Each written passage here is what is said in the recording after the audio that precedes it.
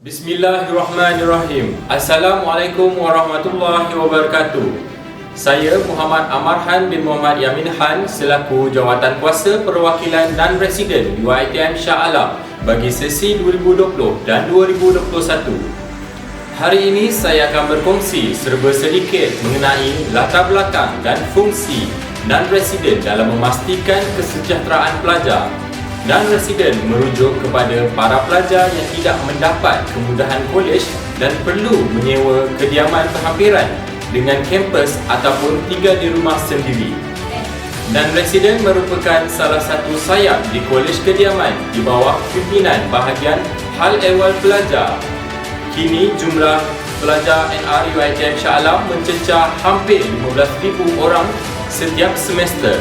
Sebagai sebuah unit yang bertanggungjawab menjaga kesejahteraan pelajar NR, Unit Pengurusan Non-Residen UPNR bersama Jawatankuasa Perwakilan Non-Residen JPNR telah menggerakkan satu usaha untuk menghulurkan bantuan sehabis baik kepada para pelajar yang terkandas di sekitar Shah Alam, juga yang berhampiran sepanjang tempoh Perintah Kawalan Pergerakan PKP oleh kerajaan pada tahun 2020. Usaha ini kami gelarkan sebagai #Tombo yang membawa maksud tolong orang mahu bantu orang. Langkah pertama yang dilakukan adalah dengan mengeluarkan survei atas talian bagi mengenal pasti jumlah pelajar-pelajar NR yang terkandas di Shah Alam dan sekitarnya. Kami menggunakan kesemua platform media sosial seperti Facebook, Instagram, Twitter, juga Telegram untuk menyebarkan pautan survei tersebut. Pada awalnya, hanya sekitar 500 data yang berjaya diperolehi. Namun, hari demi hari, dengan bantuan daripada pihak lain seperti timbalan-timbalan dekan fakulti melalui kumpulan WhatsApp dan siaran Telegram, jumlah terkumpul telah mencecah angka 2,000 orang pada 19 Mac 2020. Dengan kekuatan lebih 10 orang JPNR, 10 staf Residen College NR, SRK NR bersama Encik Hisham Cik Mat, Pengetua NR, dan Puan Ikwana Misnan, Pengurus NR, dan staf-staf UPNR. Kami memulakan misi bantuan. Di peringkat awal, bantuan berbentuk makanan dan minuman diedarkan di Pusat Khidmat Pelajar NR Seksyen 7. Agihan makanan dilakukan 3 kali sehari, iaitu mengikut waktu makan pagi, tengah hari dan malam. Sungguh pun begitu, setiap usaha pasti ada cabarannya. Keadaan ini lama kelamaan menimbulkan cabaran di mana pelajar mengalami masalah pengangkutan untuk mengambil makanan di Pusat Khidmat Pelajar NR. Ada juga yang ditahan polis ketika sekatan jalan raya dilakukan. Melihat kepada masalah pengangkutan ini, maka kami mengambil inisiatif untuk membuat usaha sama dengan pihak polis bantuan UiTM bagi mendapatkan petugas tambahan. Strategi telah diubah kepada agihan makanan mengikut kawasan kediaman pelajar dan tidak hanya tertumpu di Pusat Khidmat Pelajar sahaja. Antara checkpoint yang diwujudkan ialah di Surau Jalan Pelambang, Surau Al-Amin Seksyen U12, Pintu Pagar Baiduri, Restoran Jayati Seksyen 17, hentian bas Maidin Padang Jawa dan hentian bas Aisoho. Namun begitu, masih ada lagi pelajar yang tidak dapat hadir ke checkpoint. Jadi pasukan NR telah pergi untuk menghantar makanan ke rumah mereka yang terkandas. Setelah beberapa minggu, bermula pula cabaran baru. Justru strategi agihan makanan telah diubah sekali lagi kepada jadual yang lebih efisien agar dapat mengurangkan risiko pelajar dijangkiti wabak. Oleh yang demikian, agihan dilakukan sekali sahaja dalam sehari pada waktu makan tengah hari dengan memberikan makanan untuk 3 kali hidangan, makanan pagi, tengah hari dan malam. Demi memastikan kesihatan para pelajar, kami mementingkan pematuhan SOP seperti yang telah ditetapkan Kementerian Kesihatan Malaysia.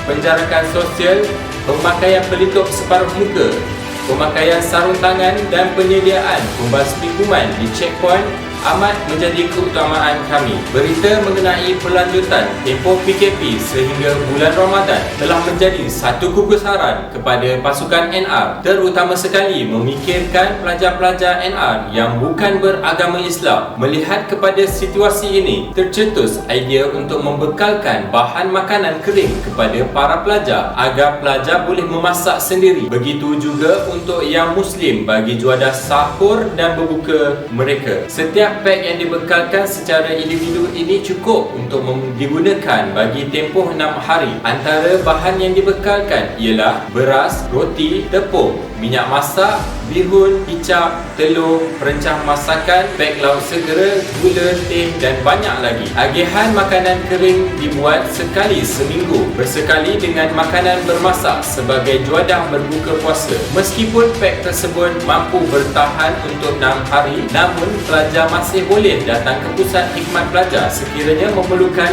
bekalan tambahan.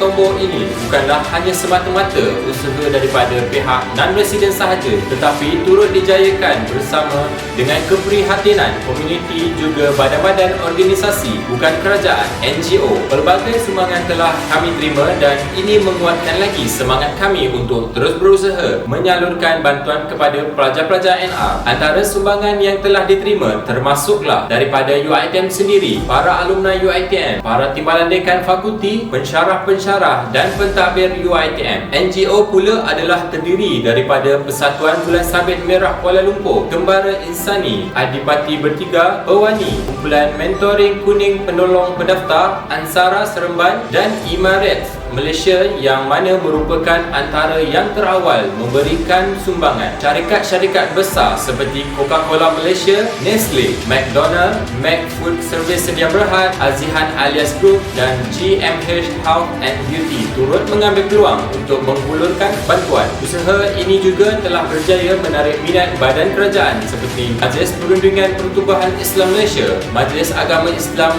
Selangor serta Lembaga Zakat Selangor. Tidak lupa juga bantuan daripada selebriti tanah air seperti Fikri Ibrahim, Miss Nina dan juga Noh Saleh. Seiring dengan keperitan PKP, media masa juga tidak melepaskan peluang dalam membuat liputan kesusahan pelajar mengenai isu-isu berbangkit. Program ini telah mendapat banyak temu bual daripada TV Al-Hijrah, Berita Harian, Malaysia Insight, Harian Metro, Astro Awani, TV UiTM dan Bernama. Sejurus selepas kerajaan meluluskan pergerakan pulang pelajar ke kampung halaman masing-masing, pihak dan residen juga turut terlibat dalam proses penghantaran tersebut dengan mengikut peraturan serta prosedur yang telah ditetapkan. Usaha sama ini kami gelar sebagai #NR Pulang, bermula sedari ketibaan pelajar di tempat pelepasan utama di ATC sehinggalah mengiringi perjalanan pelajar pulang ke pangkuan keluarga masing-masing. NR bersama-sama dengan Kolej Kediaman yang lain diketuai oleh Polis Bantuan UiTM sentiasa memastikan keselamatan dan kesejahteraan pelajar sepanjang operasi ini dijalankan. Di kesempatan ini, saya ingin mengucapkan jutaan terima kasih kepada semua pihak yang terlibat secara langsung maupun tidak langsung dalam menjayakan usaha non-resident UiTM Shah Alam, iaitu #Tombo dan juga #NR Pulang. Sudah pasti usaha ini tidak akan berjalan lancar sekiranya dilakukan sendirian. Sekian saja daripada non-resident UiTM Shah Alam. Ingat, patuh SOP, jaga jarak dan kekal selamat buat semua. Sekian dari saya. Assalamualaikum warahmatullahi wabarakatuh. Salam sejahtera dan salam UiTM di hatiku. Thank you NR UiTM. Hello, Assalamualaikum. I do appreciate for the assistance and the contribution from the NR UiTM Shah Alam. Thank you very much. I hope all the best for you. Terima kasih saya Shimi NR UiTM dengan Bank Muhammad. Hello guys, nama saya Mas Sultan. Terima kasih NR. We love you from Kazakhstan.